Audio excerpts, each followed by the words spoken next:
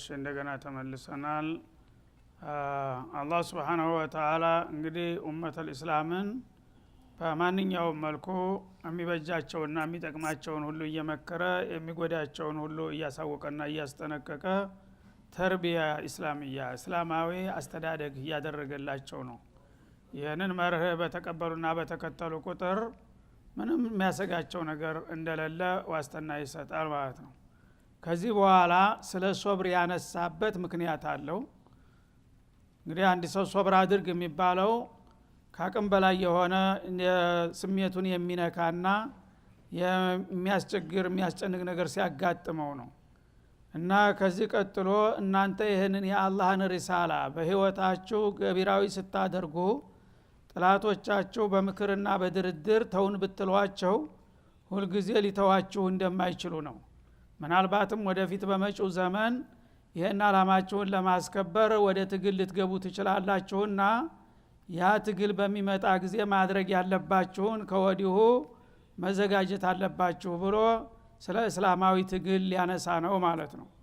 ወላ ተቁሉ ሊመን ይቅተሉ ፊ ሰቢልላህ ምናልባት የአላህን መንገድ ተከትላችሁ ስትጓዙ ሸያጢን الانس والجن ለምንተኛ ተነጥላችሁ ወደ ሌላ መስመር ሄዳችሁ በለው በእናንተ ላይ ተጽዕኖ ሊያደርጉና ወደ ውጊያም ሊያስገቧችሁ ይችላሉ። ያኔ ደግሞ በምን መልክ እንደምትቋቋሙት ከወዲሁ ጀምራችሁ መገንዘብና መዘጋጀት አለባችሁ። መጀመሪያ ፊሰቢልላህ መሰዋት ማለት ከባድና በጣም አስፈሪ ነገር አድርጋችሁ እንዳትወስዱት። የሞቱንም ወገኖቻችሁን እነገሌ ባጭር ተቀጩ ታጨዱ እያላችሁ ሞራላችሁን በገዛጃችሁ እንዳታደቁ። በእኔ ዓላማ ላይ የወደቁ ሰዎች ሙታኖች አይደሉም፣ የዘላለም ጸድቃኖች ናቸውና ይህን ልትገነዘቡ ይገባል ይላል። ገና ጦርነቱ ሳይፈቀድ ያዘጋጃቸዋል ማለት ነው። ወላ ተቁሉ ሊመን ይቅተሉ ፊ ሰቢልላህ ምናልባት በአላህ መንገድ ወደፊት የመገደልና የመጋደል ሁኔታ ካጋጠማችሁ ከናንተ መካከል የሚሰጉትን ወንድሞቻችሁን አምዋት እነገሌኮ ሙታን ናቸው ሞቱ አለቁ ብላችሁ እንዳትናገሩ ተጠንቀቁ ይላል አላህ Subhanahu Wa Ta'ala። ሱብሃንአላህ ወዳጆቹን ምን ያህል እንግዲህ እንደሚንከባከባቸው ገና ሞት የሚባለው ሳይመጣ በእነሱ ላይ የትችት ቃል እንኳን እንዳይሰነዘር ማዕቀብ ጣለ ማለት ነው። አምዋት በእኔ መንገድ ላይ የወደቁ ሰዎች ሙታን ብላችሁ ብትጠሩ ወዮላችሁ ይላል። በልአህያኡን በእርግጥ እነሱ ሕያው ናቸው፣ ወላኪን ላ ተሽዑሩን ግን ሕያውነታቸው እንዴት እንደሆነ እናንተ አይገባችሁም ይሆናል ይላል አላህ Subhanahu Wa Ta'ala። ልዩ ህይወት ተሰጥቷቸዋል። እናንተ የምታውቁት ህይወት ያው በሁለት እግሩ ቆሞ በመድር ላይ የሚንቀሳቀሰውን ሰው ብቻ ነው። ሞቶም ሕያው የሆነ ሰው አለ፣ እያለም የሞተ ሰው አለ አይደለም። አላሁ ሙስተዓን ቀባሪ ያጣ ቆሞ እየሄደ ሞቷል። በቃ በአሁኑ ጊዜ ኡመተል እስላም አለ ለማለት አያስደፍርም በእውነቱ። እና እነዛ ጎበዞች ፊሰቢልላህ ኢነላህ አሽተራ ሚነል ሙእሚኒና አንፉሰሁም ወአምዋለሁም ቢአነ ለሁሙል ጀና ብሎ ያወደሳቸው እሱ ጋራ ኩንትራት የፈረሙ ሰዎች አንተ ጀነት ልሰጠን እኛ ህይወታችን ልንሰጥ ያሉ ሰዎች እንደ ተራ ሰው አድርገህ እገሌ እኮ ሞተ ባጭር ተቀጨ ወድቆ ቀረ እያልክ ብታወራ ወዮልህ ይላል። ስማቸውን በዚህ መልክ እንዲያታነሱ በአርአያነታቸው ነው መነሳት ያለባቸው። የሱን እድል ለኔ አላህ በሰጠኝ ምን አይነት ታደለ ብላችሁ ልትቀኑባቸው ይገባል እንጂ እነገር የወደቁ ረገፉ ብላችሁ እንደ ሙታን እንዳትወስዷቸው ወዳጆችን ይላል። በልአህያ በእርግጠኝነት ሕያው ናቸው እነሱ። ያውም ህይወቱ ማለቂያ የሌለው የዘላለም ጽድቅ ውስጥ ገብተዋልና እነሱ ጭራሹን ሙታን ተብለው መጠራት የለባቸውም ይላል። ግን ይሄ እንግዲህ ዛሂር የምናውቀው ነገር ጋር የሚጋጭ ነው። አንድ ሰው በጦርነትም ይሞት በመልካም ነገርም ይሁን በመጥፎም ይሁን ህይወቱ ተአካሉ ከተለየ በዲን ከሆነ ሙታን ይባላል በቋንቋ መቸም። ይሄንን አይደለም የሚከለክለው። ግን ሙታን እንደ በተለምዶው አባባልና በተለምዶው ስሜት ሙታን አትበሏቸው። የሞተ ሰው ዋጋ የለውም እንደሚባለው ነገር አርጋችሁ አትዋቸው። ዋጋ ያላቸው እነሱ ናቸው። በዛ መስመር ያልሞተው ነው ዋጋ የሌለው ነው የሚለው አላህ Subhanahu Wa Ta'ala። እና አይገባችሁም ማለት እናንተ በሚገባችሁ ህይወቱ ተለለ ያው ሙቷል በሚል እንደማንኛውም አልባሌ ሙታን አርጋችሁ አትውሰዱ ለማለት እንጂ መሞታቸውን ለመካድ አይደለም። ባይሞቱም አኑሮ አይቀበሩም ነበር። ስለዚህ አላህ Subhanahu Wa Ta'ala ሙተው ያሉ ናቸው ብሎ ክብራቸውን ሲያንጸባርቅ ነው ማለት ነው። ገና ለዓላማቸው ያልተንቀሳቀሱና ዋጋ ለመክፈል ያልተዘጋጁ ግን ህያውነታቸው አልተረጋገጠላቸውም። ያው እንደ እንስሳ ኑሮ ነው የሚኖሩት ማለት ነው። እነዚህ ግን ለሚሞቱለት ዓላማ አውቀው ውድ ህይወታቸውን ለማትገኘው ጀነት የሸጡ ጎበዞች ስለሆኑ እንደ ሙታን ተደርገው መወሰድ የለባቸውም ይላል። ስለዚህ ነው ነብዩ አለይሂ ሰላቱ ወሰለም ሸሃዳዎች በሚወድቁበት ጊዜ አርዋሖቻቸው በቀጥታ ሰባቱን ሰማይ ቀደው ወደ ሰማይ ይወጡና አርሽ ጥላ መስፈሪያ ቦታ ተዘጋጅቶላቸዋል አሉ። እና ጀነት እየገቡ አረንጓዴ የሆኑ ወፎች ይዘጋጁና የወፍ አካላት ማለት ነው። አካላቸውን እዚህ መሬት ላይ ተተውት ሄደዋል። ወፎች በወፍ ቅርጽ ልዩ የሆኑ ፍጥሮች ደስ የሚሉ ፍጥሮች ይዘጋጁና እነዛ ሩሆች ወፎች ውስጥ ይጨመራሉ። እነዛ ወፎች እለት በእለት በየቀኑ ጀነት እየገቡ የጀነት አበባ ነው የሚቀስሙት ይላል። የጀነት አበባ ይቀስማሉ። ሲጠግቡ ታህተል አርሽ ቀናዲል እንደ መስኮት ነገር ተዘጋጅቶላቸዋል መስፈሪያ ልክ የርግብ ሾባክ የምትመስል እዛ መጥተው ይሰፍራሉ። እንደገና ደግሞ ሲያስፈልጋቸው ተዛግር ብለው ሂደው ጀነት ገብተው የፈለጉትን አበባና ፍራፍሬ ሲቀስሙ ይውሉና መልሰው ይመጣሉ። እስከመቼ? እስከ ቂያማ ቀን ድረስ። ቂያማ ቀን ሲደርስ አካላቸው እንደገና ይነሳና መጥተው ወደ አካላቸው ገብተው አጠቅለው ወደ ጀነት ይዘውት ይሄዳሉ ይላሉ ማለት ነው። ይሄ እንግዲህ ትልቅ እድል ነው፣ ማንም ሰው ተመኝቶ የማያገኘው ማለት ነው። ተዚህ ተመሬት ተነስቶ ተዚህ ከቁሻሻ ቦታ ሰባቱን ሰማይ አልፎ ፊጂዋሪላህ አላህ ጋር ጎረቤት ሆነዋል። አርሽ ስር ነው የሚኖሩት ማለት ነው የነሱ አርዋህ። የዚህ አይነት ደረጃ ያላቸውን ሰዎች እናንተ እንደ ተራ ውዳቂ ሰው እገሌ ሞተኮ ረገፈኮ እንዳትሉ ተጠንቀቁ ይላል ማለት ነው። ስለዚህ ይልቁንስ ካወቃችሁ የነሱን እድል ለመካፈል መዘጋጀት አለባችሁ እንጂ እነሱን በማንቃሽና በማጥላላት መልክ እንዳትወስዱ።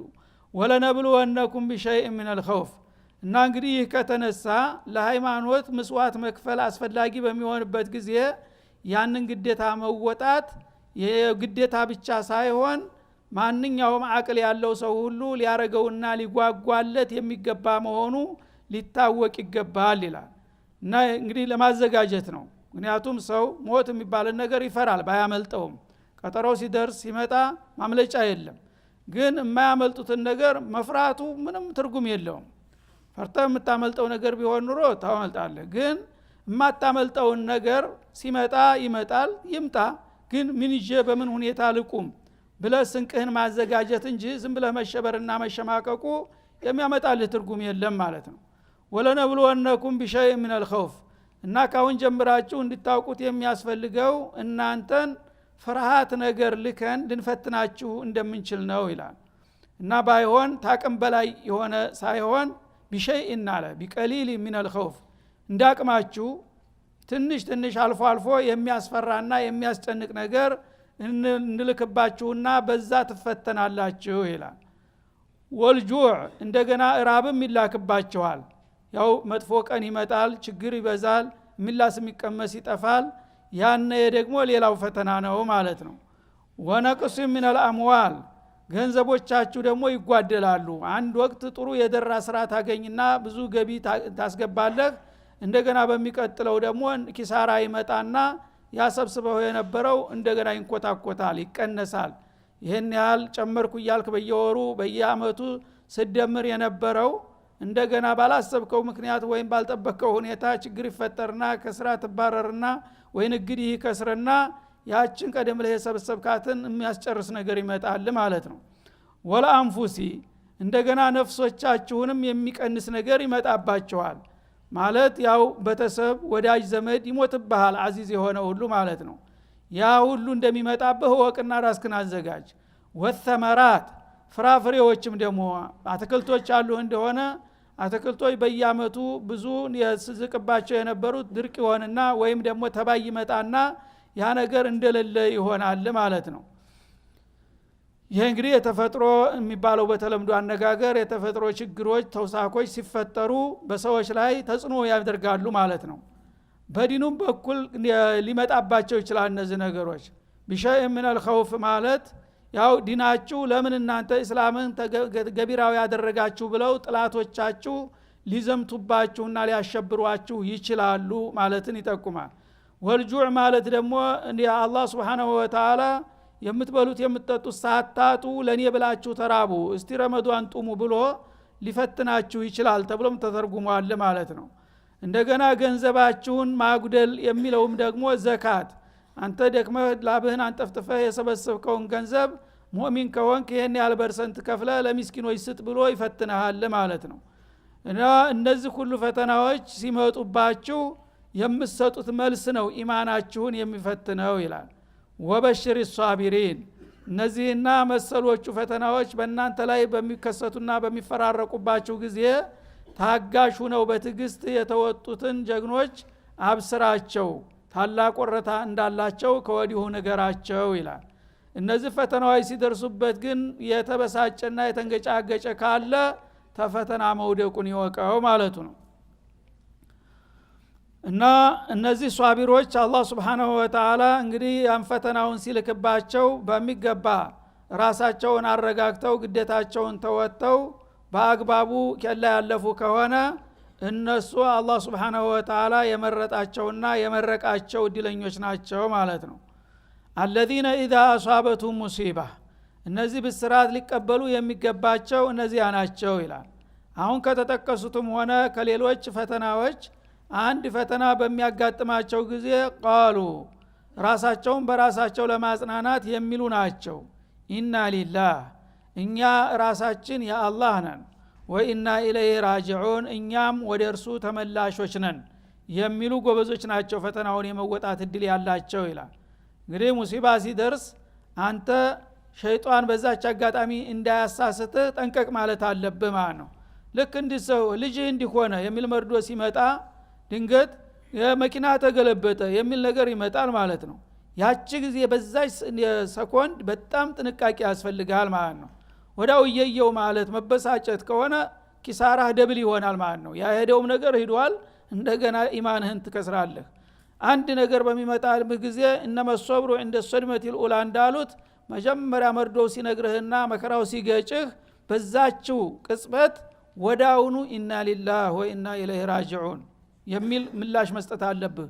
እኛ ራሳችን የአላህ ነን እኛ ወደሱ ተመላሾች ነን።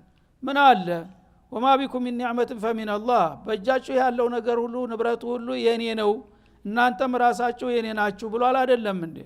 ታዲያ እንኳን ተተፈጠርኩ በኋላ ውሎ አድሮ ቆይቶ የመጣውና ያፈራሁት ይቅርና እኔ ራሴ እሱ አይደለሁም እንዴ? እቺ መፍትሄ ናት ማለት ነው። እኔ ራሴ ባልመጣ ኑሮ ልጅ አይኖረኝ ሚስት አይኖረኝ ቤተሰብ አይኖረኝ ንብረት አይኖረኝ። ግን ራሴ ተመጣው በኋላ ነው ሌላው ነገር ሁሉ የሚመጣው አይደል? እኔን ራሴን ቢወስደኝስ እኔን ራሴ የሱ ነኝና እንደገና ደግሞ ነገም መልሼ እሱ ፊት ቀርባለሁና ለሂሳብ እሱ የሰጠኝን ጸጋ ከወሰደ ባለቤቱ ወሰደው ምን ችግር አለ? እነ ሊላሂ ማ አኸዘ ወለሁ ማ አዕጣ እንዳሉት ረሱል አለይሂ ሰላቱ ወሰላም የወሰደውም የራሱ ነው ያስተረፈልህም የራሱ ነው። ሁለት ሶስት ልጆች ካሉ አንዱን ቢወስደው ከሰጠህ ጸጋ የተወሰነውን ቀነሰ ማለት ነው። ምንም ያበሳጭ ነገር የለም። ሁሉንም መውሰድ ይችላል ከፈለገ። ስለዚህ ተዛም አልፎ ራሴን ሊወስደኝ ይችላል ተራስ በላይ ሰማይ አይደለም የሚባለው ራሴን እንደ ሊወስደኝ ይችል ነበር የሚለው ትዝ ካለህ ሁሉ ነገር ትረሳለህ ወዲያውኑ ማለት ነው። ስለዚህ ኢና ሊላህ እኛ የአላህ ነን የሱ ንብረት ነን። ስለፈለገ ይፈጥረናል ያኖረናል ይፈልግ ይገለናል ሲፈልግ ያስነሳናል። ምን ችግር አለ? በገዛ ንብረቱ የፈለገውን ቢያደርግ መብቱ ነው። ይሄን ደግሞ የማቀው የምጠብቀው ነገር ነው ብለህ ቀለል አድርገህ ማየትና በጸጋ መቀበል የአላህን ውሳኔ ማለት ነው። ይህንን የሚያደርጉ የሆኑት ናቸው የኔ ወዳጆች ይላል አላህ Subhanahu Wa Ta'ala። ቃሉ ኢና ሊላህ እኛ ራሳችን የአላህ ነን እንኳን ንብረታችን ቤተሰባችን ወዳጅ ዘመዳችን ይቅርና እኔም ራሴ የሱ ነኝ እኔንም ነገ ይወስደኛል ታልክ ይቀላል ያመጣው ነገር ማለት ነው። ይህንን ካደረገ ውጤቱ ምን ይሆናል? ኡላኢከ አለይሂም ሶለዋቱ ሚን ረቢሂም እንዲህ አይነቶቹ ታጋሾችና ራሳቸውን አጽናኝ የሆኑ ጎበዞች ከጌታቸው ዘንዳ የሆነ ውዳሴ ይገባቸዋል ይላል። ሶለዋት ማለት ሰናኡ ሚነላህ በአላህ ደረጃ እገሌ ባሪያዬ እንዲህ አይነት ከባድ ፈተና ጥሌበት ቅንጭ ሳይል ወዳውኑ ለጌታው ምስጋና አቀረበ እና እሱ በጣም ጎበዝ ሰው ነው የሚል ውዳሴ ከጌታ ዘንድ ይዘገብልሃል ማለት ነው። ይህን እንግዲህ የሚያህል ማዕረግ ያስመልጠሃል ሶብር ካጣህ። እና ሶለዋት ማለት ሰናኡ ሚነላህ ሱብሓነሁ ወተዓላ ከአላህ የሆነ ውዳሴ ታገኛለህ አንተ ለጊዜው ባሰማውም ማለት ነው። ወራህመቱን እንደገና ደግሞ ከጌታ የሆነ ምህረት ማለት ነው። ይህንን ሶብር በማድረግህ ወንጀል ሁሉ ይረግፍልሃል፣ የጌታን ምህረት ትጎናጸፋለህ ማለት ነው። ወይም ደግሞ ያንን የሚያስረሳ ጸጋ ይሰጥሃል መካሻ ማለት ነው። ወኡላኢከ ሁሙል ሙህተዱን እንደ አይነቶቹ አቋም ያላቸው ሰዎች ደግሞ ትክክለኛውን የአላህን ፍቃድ የተመሩ እነሱ ናቸው። አላህ እንዲሆኑ የሚፈልገውን ባህሪ ተላብሰው የተገኙ እድለኞች ናቸው በማለት ያወድሳቸዋል። እና ኒዕመል ጀንባን ወኒዕመቱል ዓላዋህ አሉ ዑመር ኢብኑ ኸጣብ ረዲየላሁ ዐንሁ ወአርዳ። እና በዚህ በሶብር በምትባል ነገር የሚገኙት ነገሮች ምን ያማሩ ሽልማቶች ናቸው አሉ።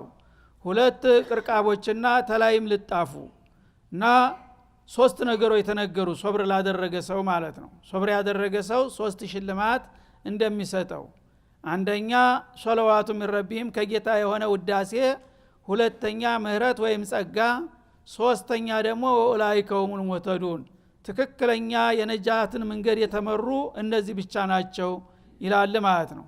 ስለዚህ አንድ ፈረስ በምትጭን ጊዜ በአንድ በኩል 50 ኪሎ በሌላ 50 ኪሎ ትጭልና ተላይ ደግሞ ልጣፍ ታረግበታለህ። የዛ አይነት እንግዲህ ሀዲያ የተላከለት እንደው አንድ ሰው ምን ያህል ነው ደስ የሚለው ከወዳጅ ዘመድ።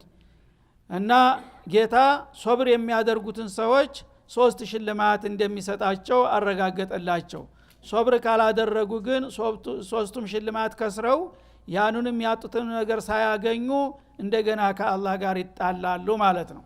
ስለዚህ ሶብር በጣም በእስላም ወሳኝነት አለው። ለዚህ ነው ነብዩ አለይሂ ሰላቱ ወሰላም ላ ኢማነ ሊመን ላ ሶብረ ለሁ ሶብር የሌለው ሰው ኢማኑ ራሱ አስተማማኝ አይደለም እስከ ማለት የሄዱት ማለት ነው። እዚህ ላይ ታዲያ ሶብር ሲባል ሶስት ዘርፍ እንዳለው መረሳት የለበትም። ብዙዎቻችን ሶብርን የምናውቀው ፈተና ላይ ብቻ ነው። አንድ ፈተና ፈታኝ ነገር ሲያጋጥም ሶብር አደረገ አላደረገ እንላለን። ሌሎች ሁለት የተረሱ ዋና የሶብር መስኮች አሉ። እነዛም መታወስ አለባቸው። አንደኛ ሶብር ፊ ጧዓቲላህ ነው። አላህን ሱብሓነሁ ወተዓላ መገዛት ካለብን ወዕቡድ ረበከ ሐታ የእቲየከል የቂን እንዳለው እድሜያችንን ሙሉ እስከ ሞት ፍጻሜ ድረስ ነው መገዛት ያለብን። ስለዚህ ጌታ ያዘዘን ሶላት፣ ዘካት፣ ሐጅ፣ ጾም፣ አምር ቢል ማዕሩፍ ነህይ አኒል ሙንከር፣ ቢረል ዋሊደይን፣ ሁቁቀል ጃር የመሳሰሉት ሁሉ ግዴታዎች በእድሜያችን ሙሉ ሁልጊዜ ልናከናውናቸው የሚገቡ የአላህ አደራ ናቸው። የፈተና ለመለኪያ ናቸው ማለት ነው። እነዚህን ዋጅባቶች ሁልጊዜ ቀጥ አድርጎ የሚወጣ ሶብር ያለው ሰው ነው ማለት ነው። ሶብር የሌለው ሰው ግን እነዚህን ነገሮች ሊወጣቸው አልቻለም። ታቋረጠ እንደ ረመዷን ሰጋጅ አንድ ወር ግርግር ብሎ መስጂዱን አጣቦ በዒዱ ጊዜ ዝር ብሎ የሚሄድ ከሆነ ሶብር የለውም ማለት ነው። ሶብር ስለሌለው ወድቋል። ያ ረመዷን የሰገደውም አይጠቅመውም። ምክንያቱም ረመዷን ሲያበቃ እኔም አብሬ ሄዳለሁ የሚል እቅድ ይዞ ነው የመጣው።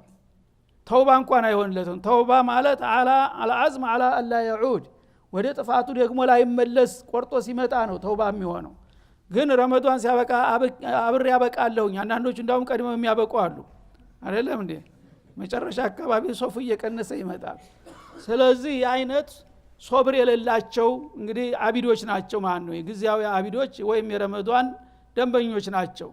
የዛ አይነቱ ዋጋ የለውም። አንዳንዱ ደግሞ ጁሙአ ብቻ የሚሰግድ አለ። ጁሙአ ብቻ ዝግ ስለሆነ ያው ስራ ቦታ ቢሄድም ደንበኞቹ ስለማይመጡለት መቆዘም ያደርጋል ማለት ነው።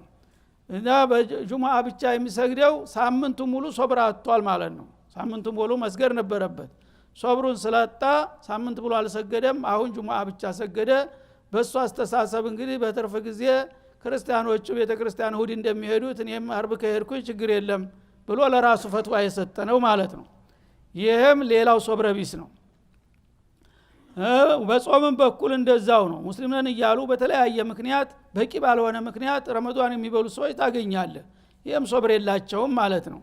ዘካትማ የባሰው ነው። ያው ስንቶቹ ናቸው አወጡ እንኳን የሚባሉት የሚወጅባቸውን በሙሉ አያወጡትም። የተወሰነ ሳንቲም ረጨት ታደረጉ በቃ ከዛ በኋላ አላሁ አለም። እና የሁሉ እንግዲህ ሶብር ማጣት ነው። የአላህን ግዴታ የሚያጓድል ሰው ሁሉ ሶብሩ የጎደለ ነው ማለት ነው። እንደገና ሁለተኛው ዘርፍ ምንድነው? ሙሐረማትን መከልከል ሶብር ይጠይቃል። አላህ የከለከለና የጠላውን ነገር መከልከል አለበት ሙእሚን የሆነ ሰው። ለመከልከል የሚችለው ማን ነው? ሶብር ትዕግስት የተላበሰ ሰው ብቻ ነው። ራሱን ያቸነፈ ሰው ማለት ነው። ዚና የሚያረገው ሰው ዚና የሚያረገው ራሱን ስለማያቸንፍ ነው፣ በስሜቱ ስለሚቸነፍ ማለት ነው። ሪባ የሚዘለቀቀው ሰው የገንዘብ ጉጉት ስላቅነዘነዘው ነው።